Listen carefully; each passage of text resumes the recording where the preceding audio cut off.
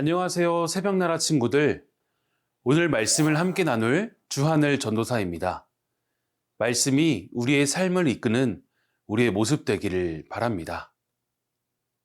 여러분, 혹시 누군가 칭찬받는 것을 보면서 질투해 본 적 있나요? 아니면 반대로 내가 인정받았을 때 우쭐해 하였던 기록도 있나요? 우리 안에는 경쟁과 비교가 너무 익숙하게 자리 잡고 있습니다. 그런데 신앙 안에서는 그런 마음이 위험할 수가 있습니다. 오늘 말씀에서는 하나님께서 어떤 능력을 한 사람에게만 주시는 것이 아니라 여러 사람에게 나눠주신 이야기가 나옵니다. 그 이유가 무엇일지, 우리가 어떤 마음을 가져야 할지 말씀 속에서 함께 살펴보기 원합니다.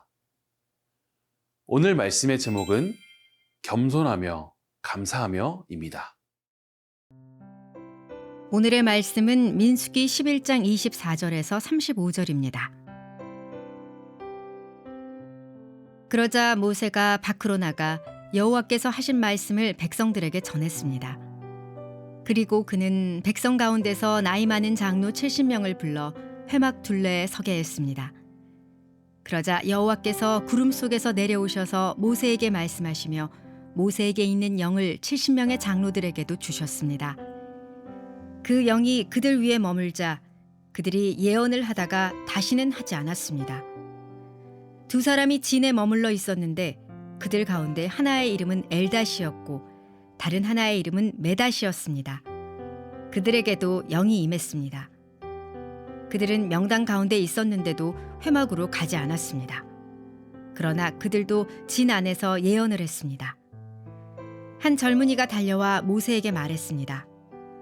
엘닷과 메닷이 진영 안에서 예언하고 있습니다. 모세의 보좌관으로서 어려서부터 그를 섬겨왔던 눈의 아들 여호수아가 말했습니다. 내 주 모세여, 저들을 멈추게 해주십시오. 그러자 모세가 대답했습니다. 네가 나를 위해 시기하는 것이냐? 나는 여호와의 모든 백성들이 예언자가 되고 여호와께서 그 영을 그들에게 부어주시기를 바란다. 그러고 나서 모세와 이스라엘의 장로들이 진으로 돌아왔습니다. 그때 여호와로부터 바람이 일어 메추라기를 바다에서 몰고 와 진 둘레 사방으로 하룻길 되는 면적의 2규빗 정도의 높이로 쌓이게 했습니다. 백성이 일어나서 그날 온종일과 그 다음날 낮과 밤 내내 메추라기를 모았습니다. 가장 적게 모은 사람도 10호매를 모았습니다. 그리고 그들은 메추라기를 진 둘레에 널어 놓았습니다. 그러나 고기가 아직 이 사이에서 다 씹히기도 전에 여호와께서 백성들에게 진노해 극심한 재앙으로 그들을 치셨습니다. 그리하여 그곳이 기브롯 핫다아와라고 불렸습니다. 그들이 거기서 탐욕스러웠던 사람들을 묻었기 때문입니다. 백성이 기브롯 핫다아와에서 이동해 하세롯에 이르러 그곳에 머물렀습니다. 모세는 혼자서 수십만 명의 백성들을 이끄는 데에 부담을 느끼고 있었어요. 차라리 도망가고 싶은 마음이 들 정도였습니다. 그때 하나님은 모세에게 더 큰 능력을 주시는 것이 아니라 그 영을 70명의 장로들에게 나누어 주셨어요. 장막 밖에 있던 엘닷과 메닷이라는 두 사람이 예언을 하기 시작하자 여호수아는 이렇게 말합니다. 28절입니다. 모세의 보좌관으로서 어려서부터 그를 섬겨왔던 눈의 아들 여호수아가 말했습니다. 내 주 모세여, 저들을 멈추게 해주십시오. 여호수아는 모세를 위해 조언한 것처럼 보이지만 그 속엔 질투와 시기심이 자리하고 있었던 것이죠. 하나님은 리더 한 사람을 커다랗게 키워내는 방식이 아니라 공동체 전체를 세우는 방식을 사용하셨습니다. 왜냐하면 하나님은 한 사람의 하나님이 아니라 모두의 하나님이시기 때문입니다. 여러분, 초대교회를 한번 생각해 볼까요? 예수님께서 부활 승천하시고 성령이 임한 교회에는 하나님께서 사람들에게 여러 가지 은사들을 나누어 주셨습니다.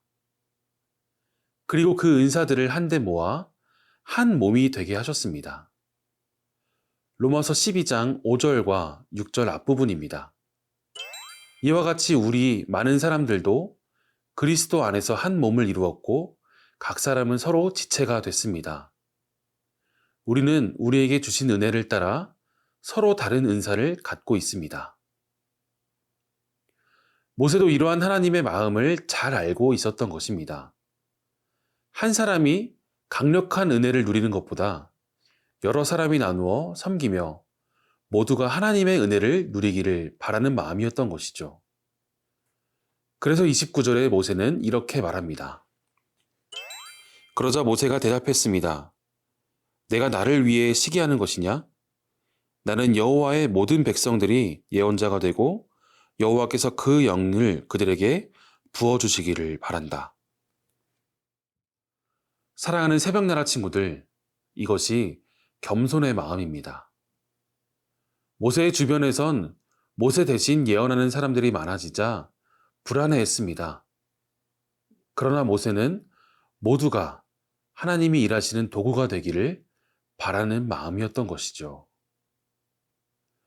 나의 능력을 드러내는 것이 아니라 다른 사람을 세워주고 격려하는 모세의 모습을 통해 서로 격려하고 서로를 하나님 안에서 세워주는 새벽나라 친구들 되시기를 소망합니다.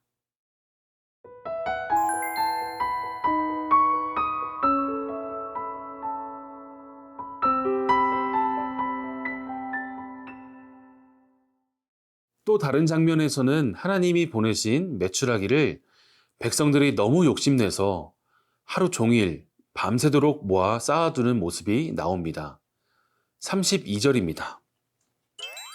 백성이 일어나서 그날 온 종일과 그 다음날 낮과 밤 내내 메추라기를 모았습니다. 가장 적게 모은 사람도 10호멜을 모았습니다.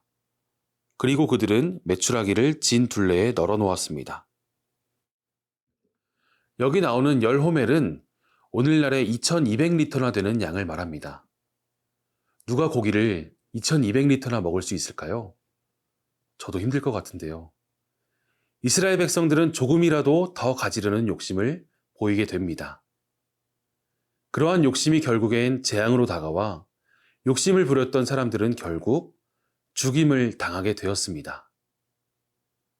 야고보서 1장 15절을 함께 보기 원합니다. 욕심이 잉태에 죄를 낳고 죄가 자라 사망을 낳습니다. 우리는 이 말씀을 기억해야 합니다. 이스라엘 백성들이 왜 그리 넘치게 식량을 비축하려고 욕심을 내었을까요? 하나님에 대한 믿음이 부족했기 때문입니다. 언제든지 필요한 것을 채우시고 공급해 주시는 하나님을 신뢰하지 못하였기 때문에 미래를 위한 준비라는 명목으로 식량을 비축해 놓고 그것을 의지하려 한 것입니다. 이것이 바로 욕심이 죄가 되는 과정이죠. 그들이 하나님을 신뢰하였다면 오늘도 내일도 메추라기를 주실 하나님께 감사하였을 것입니다. 사랑하는 새벽나라 여러분, 욕심은 죄를 낳습니다. 그러나 감사는 또 다른 은혜의 통로가 됩니다. 오늘 여러분들의 삶에 여러 가지 감사의 제목들이 주어질 것입니다. 우리는 그럴 때 새로운 은혜를 허락하실 하나님을 신뢰하며 더욱 감사를 고백하는 하루가 되기를 소망합니다.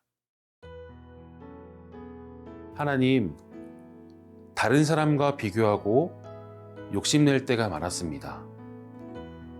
모세처럼 겸손한 마음을 주시고 작은 것에도 감사할 줄 아는 믿음을 허락하여 주시옵소서. 하나님의 은혜를 귀하게 여기는 오늘 하루 되게 하여 주시옵소서. 예수님의 이름으로 기도합니다. 아멘.